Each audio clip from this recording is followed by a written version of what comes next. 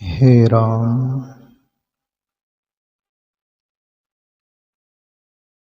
हाँ प्यारे मित्रों, पद है संत कबीर साहब का। उसके पहले कबीर का दुआ और फिर पद पर विश्लेषण अपन करेंगे। कबीर साहब क्या बोल रहे वो हम समझने का प्रयास करेंगे। संत महापुरुष जो भी कुछ बोला करते हैं वो जीवन उपयोगी ही बोला करते हैं, तथा ज्यों का तो जो हमारे सबके जीवन में काम आए, इस अंदाज में ही बोलते महापुरुष, जिससे हमारा उत्थान हो, कल्याण हो। उनकी तरह भी हमारा जीवन हल्का फुल्का होकर परमात्मा की ओर अग्रसर होवे और उन महापुरुषों की जैसे ज्योति परमात्मा में समा गई वैसे ही हमारी भी ज्योति परमात्मा में समा जाए। ये महापुरुष प्रयास करते, भरसक प्रयास करते।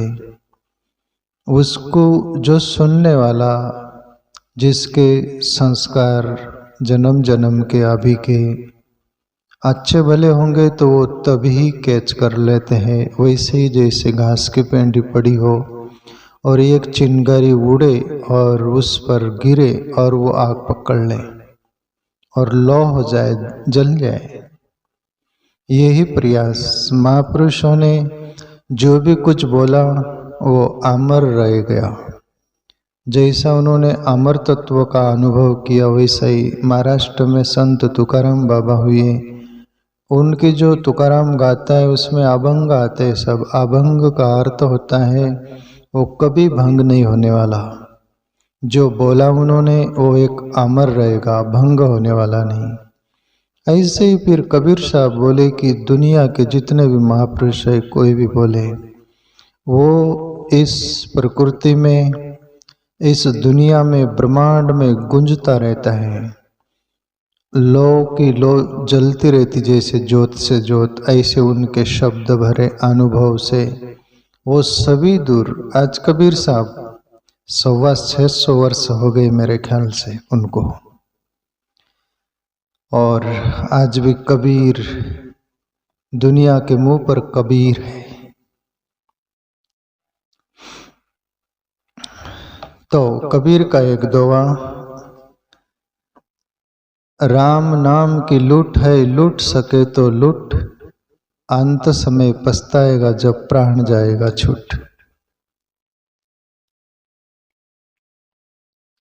कबीर साहब बोले कि भगवान नाम की लूट है दुनिया वालों।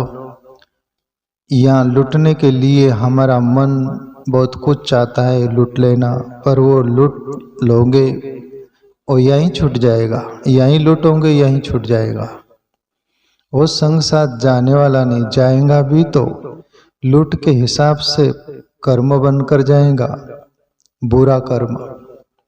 पर भगवान नाम यदि लूटा होगा ना तो वो अभी भी जीवन में रहेगा। मुक्त नहीं हो पाओगे जब तक तुम्हारे संग साथ रहेगा। इसलिए कबीर साहब इशारा कर रहे, राम नाम की लूट, फिर कोई भी नाम हो, यहाँ भूल नहीं करना। जो भी तुम्हारा दिल ने गवा दिया, हृदय ने, और कोई गुरु सदगुरुओं से मिला नाम, ईश्वर आनामी भी है और सब नामी भी है, पर तुम्हारा भाव श्रद्धा में वो ही काम करता है। जैसे एक संत थे, वो टेच पर आ रहे थे सत्संग के लिए, और एक ऐसा जिज्ञासु पिपासु भक्त था, वो गुरु बनाना चाहता था। वो संत पर गरीब था, बड़े बड़े लोगों का नंबर लग रहा था आगे, उनका कहाँ। तो चप्पल जूते निकालते सब लोग वहाँ पर वो बैठ गया बड़ा निर्बल होकर कि अपना का नंबर लगेगा गुरु दीक्षा शिक्षा लेने के लिए, मंत्र लेने के लिए। और कहते हैं कि वो गुरु सदगुरु जो संत थे वहीं से रास्ता था, वहां से वो आ रहे थे, तो रास्ते पर ही बैठा था, उतना भी भान नहीं था उसको। और उसको बोले उस गरीब आदमी को, ए हट। वो अभाव से भर गया, धन्यता से भर गया कि संत ने, गुरुजी ने मेरा हृदय का भाव जाना, श्रद्धा जाना और सबसे पहले मुझे ही गुरु मंत्र दिया, ये हट। अब ये हट कोई नाम नहीं था, पर वो रास्ते पर था, तो ये हट भाई साइड में हो जा, ऐसा उसका अर्थ था। तो वो बड़े अभाव से ये हट जपा तो सिद्ध हो गया उसका मंत्र। और तो फिर बहुत बड़ी कहानी है वो, मैं इतना ही टुकड़ा लेना चाहूँ कि तुम अपन कोई भी नाम भजते, पुकारते, जपते, वो नाम तुम्हारा भाव श्रद्धा काम कर जाती है। वो हृदय में ही परमात्मा बैठा हुआ है, वो जानता है तुम किसको पुकार रहे। इसलिए कबीर साहब बोले, राम नाम की लूट है, लूट सके तो लूट, अंत समय पछताएगा जब प्राण जाएगा छूट। बोले अंतिम समय तुम पछताओगे कि परमात्मा ने जिंदगी दी थी, भजने वालों ने भजा, हम खाली रह गए, और रिक्त होकर लौटोगे भगवान नाम के बगैर, भक्ति बिन, आत्मचिंतन बगैर। तो अंतिम समय दर्द होगा यदि तुम समझदार होंगे तो, इसलिए लूट लो। कबीर साहब का पद, तू बोल मेरी रसना हरी हरी। हे रसना, रसना यानी जीवा को बोलते हैं, जीव जो होती ना, जीवा, उसको कबीर साहब बोल रहे कि हे मेरी रसना, तो हरी हरी रट। कबीर की रसना जीवा, अंतकरण, हृदय, तो वो रट ही रहा था, रटा ही और राममय हो गए वो। पर वो अपने लिए मार्गदर्शन कर रहे कि हे दुनिया वालों, ईश्वर ने तुमको जीवा दी है, दुनिया की गाली बकते हो, कुछ भी उसका वह करते, वाणी का खर्च हरि नाम संकीर्तन में करो, नाम जप में करो, भगवान नाम में लगा दो उस जीवा को। इसलिए कबीर साहब बोले, तू बोल मेरी रसना हरि हरि। हे रसना, हे जीवा, तू हरि हरि बोल। और जो हरि हरि बोलेगा परमात्मा फिर उसका सब कुछ दुर्गुण हार लेगा और सद्गुण से भर देगा। परमात्मा उसका जीवन सूखा रिक्तता, पत्तों से, फूल फलों से सूखा सूखा तो उसको हरा भरा कर देगा। हरि का अर्थ हरा भरा, हरियाली छा जाएंगी जिंदगी में। कोई चिंता नहीं रह जाएंगी, जिसके लिए कबीर बोले कि जो हरि को जो भजे हरि को सदा, सोई परम पद पाएगा। ये भी कबीर का है, जो हरि को भजेगा वही परम पद पाएगा। फिर कोई भी भजो, सबके लिए खुला मंदिर है हमारा। और जो हरि को भज लिया उसने सब कुछ पूरा कर लिया। फिर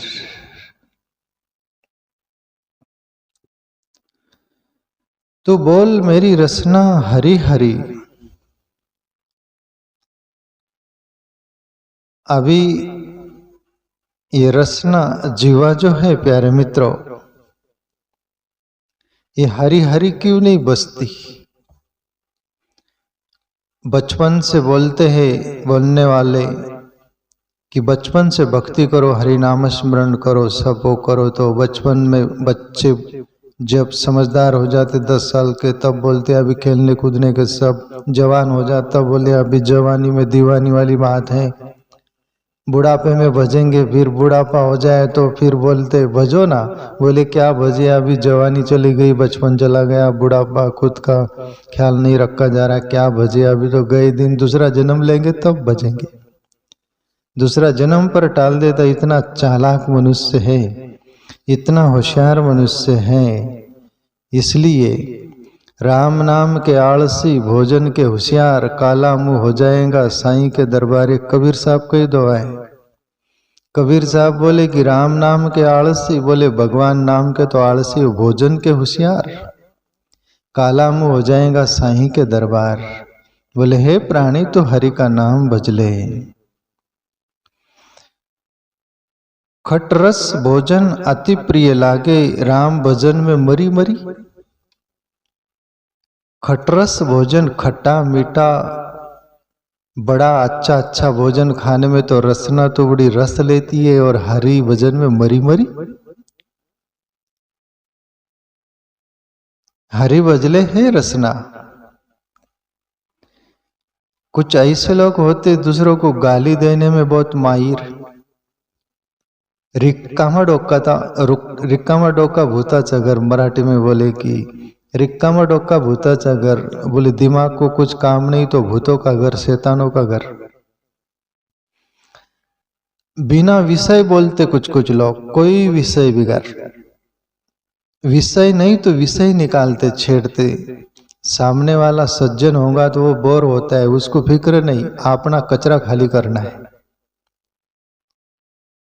इसलिए विषयांतर बोलो मत, विषय जो हो उस पर बोलो, बिना विषय का मत बोलो। उससे वाणी व्यय होगी, खर्च होगी, और सबसे ज्यादा जीवन में वाणी से शक्ति का खर्च होता है। इसलिए साधक संत लोग मौन रहकर साधना करते, लोक संपर्क कम, वाणी का मौन रखकर। मौन में बहुत फायदे हैं। लोक संपर्क टूट जाता है और हरि भजन में एकाग्रता रहती है, भजन में स्थिरता रहती है। इसलिए 10 शब्द यदि बोलना है हमें, तो 10 में से यदि 5 शब्द से ही काम चल जाता हो तो 5 ही शब्द बोलिए, ज्यादा मत बोलिए। पर मूर्ख के मुख बम्ब बसे, बोलत भला निकसत बुरा। कोई लोगों का मुंह में ऐसा बमबारी बसी हुई रहती है। हरिनाम से जीवा में रस आता है, जीवन में मधुरता आती है, शालीनता आती है, एक गहरा जीवन होता जाता है। इसलिए हरिनाम भजे प्यारे मित्रों। खटरस भोजन अति प्रिय लागे, राम भजन में मरी मरी।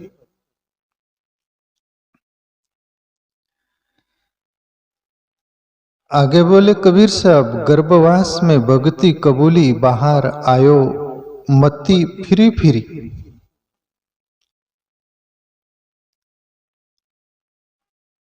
हीराजी महाराज का एक पद स्मरण आता है, एक वही चरण, ये करार क्या किया था जब गर्भ में समाया, बेईमान बन गया है दुनिया की गलीन में।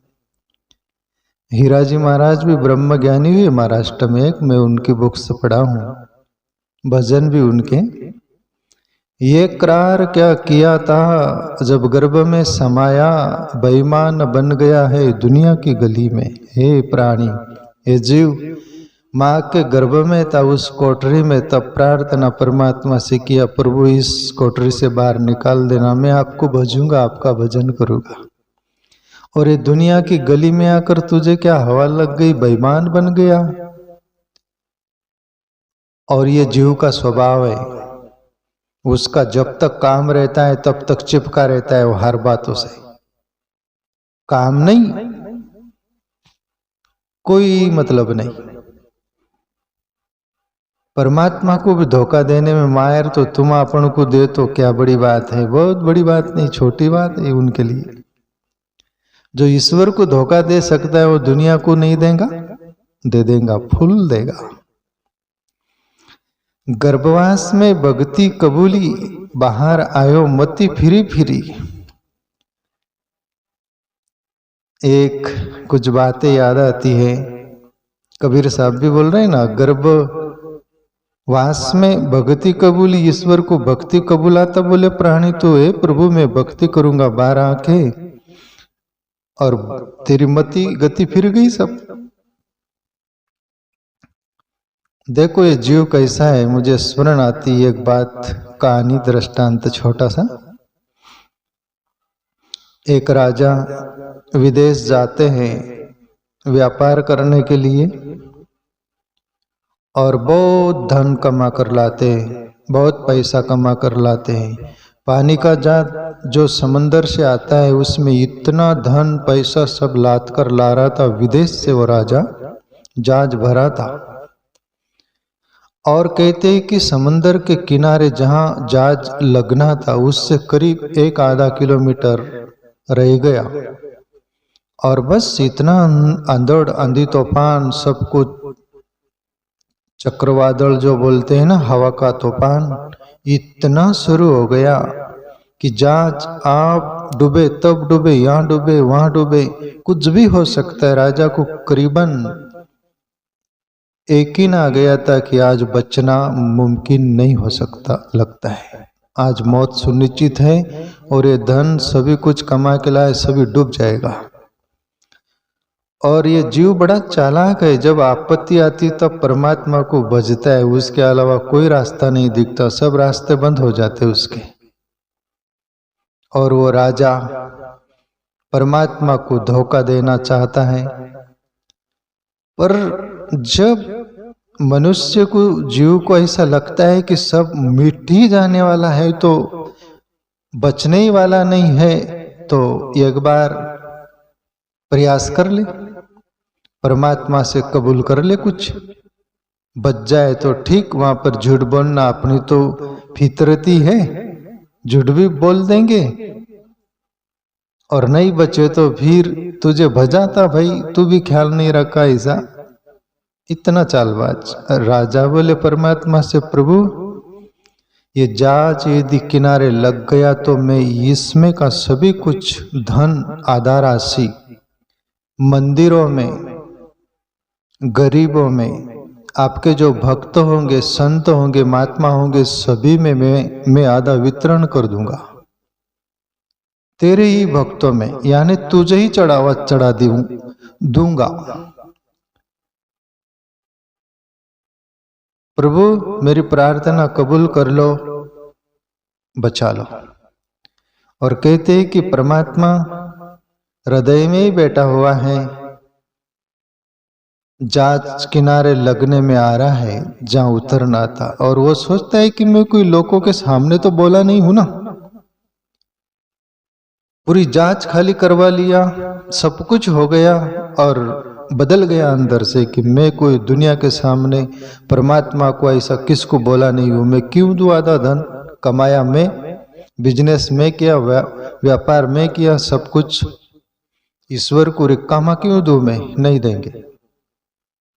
बदल गया, ऊपर हाथ कर दिया। और ये जीव की फितरत, वर्षों से मैं एक मुल्ला नसरुद्दीन के बारे में, मुल्ला नसरुद्दीन, उनके बारे में मैं पढ़ा था।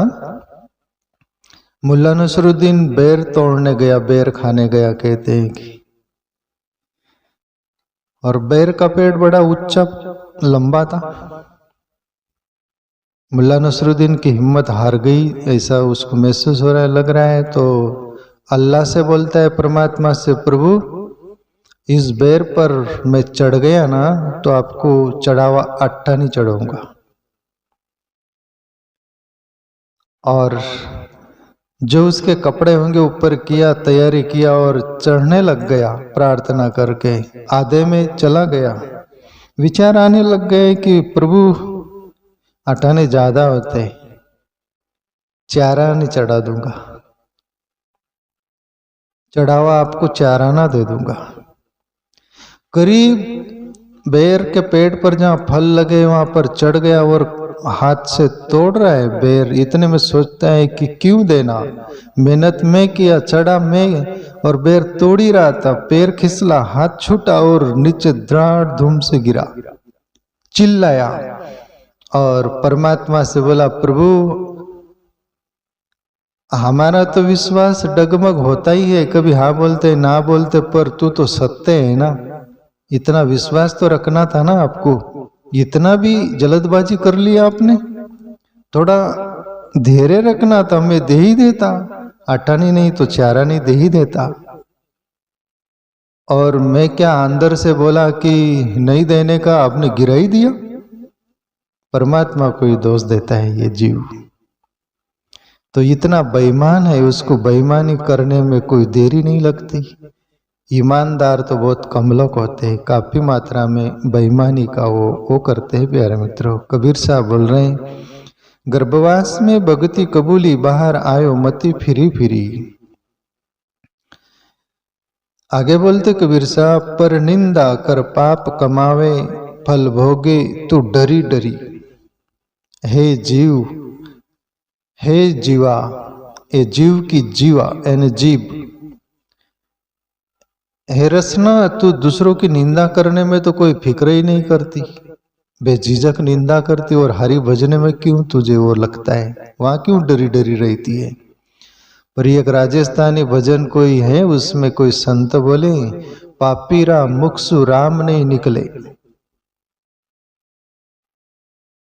बोले बहुत पाप भरी वो सब जीवन हो, वो तो रसना पर ईश्वर का नाम क्यों आएगा। बोले पापीरा मुंह से राम नहीं निकले।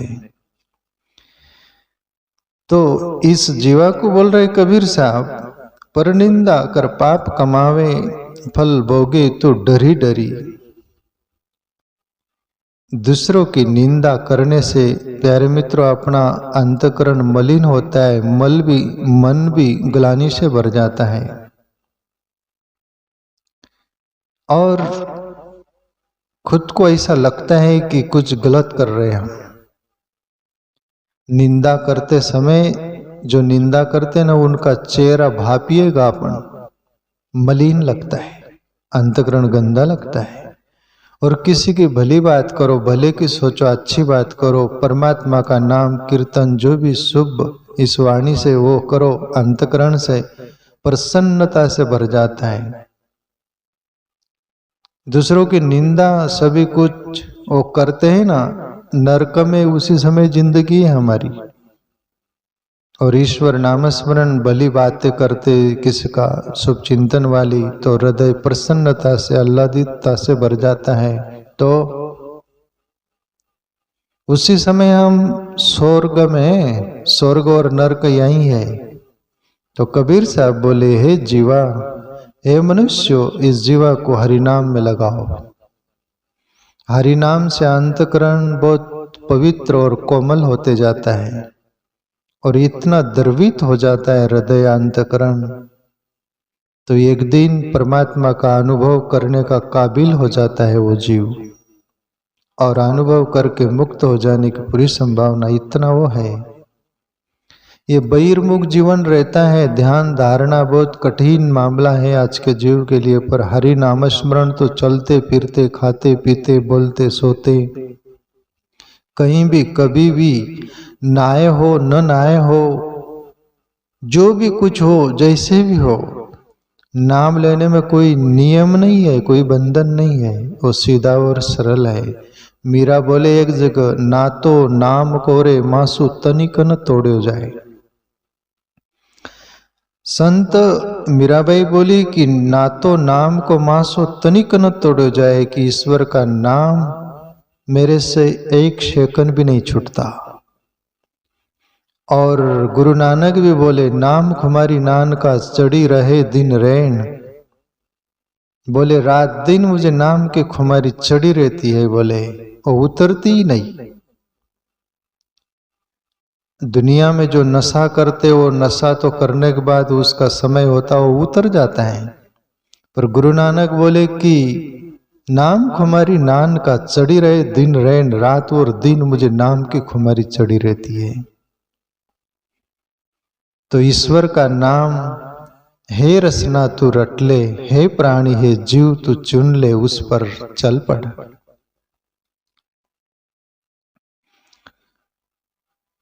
चुन चुन कंकर महल चिनावे, मोह ममता में घिरी घिरी। ये मनुष्य महल बनाता है, महल यानी बंगला, उसमें बहुत फैसिलिटीज बनाता है, करता है, क्यों?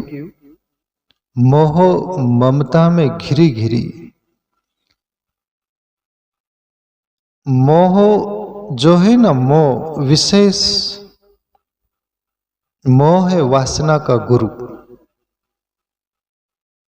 वासना के खातिर ही मोह के दलदल में ये जीव गिरता है। और वासना के खातिर वो सभी दूर वासना तृप्ति के लिए मोह का जाल फैलाता है। फिर उसके लिए जो भी कुछ उसको जीवन में करना हो वो करता है। इसलिए कबीर साहब बोले, हे जीव, चुन चुन कंकर महल चिनावे, मोह ममता में घिरी घिरी, और अहंकार में और ममता में, ये मोह में तू रचा पचा रहता है, उससे बाहर आकर हरि भज। कहत कबीर सुन भई साधो, भजन करिया सुतरी तरी। कहत कबीर सुनो भाई साधो, भजन करिया सुतरी तरी। जेनो भजन सरस तेनो भोजन निरस, तेनो भोजन सरस तेनो भजन निरस। गुजराती में बोले संत, जिसका भोजन सरस यानी जिसका भोजन अच्छा, खाने में बिल्कुल सुस्वादु, उसमें रस आता है उसको, तेनो भोजन निरस, उसका भजन फीका रहेगा। बोले जेनो भजन सरस तेनो भोजन निरस, और जो भजनानंदी होगा, भजन में रस होगा, उसको भोजन में रस उतना नहीं रहता। ये जीवन चलाने के लिए खाता है वो। इसलिए ये कबीर साहब का पद है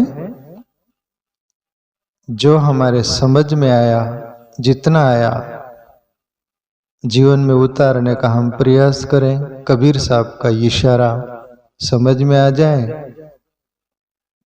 तो हमारे जीवन में लाभ ही लाभ है।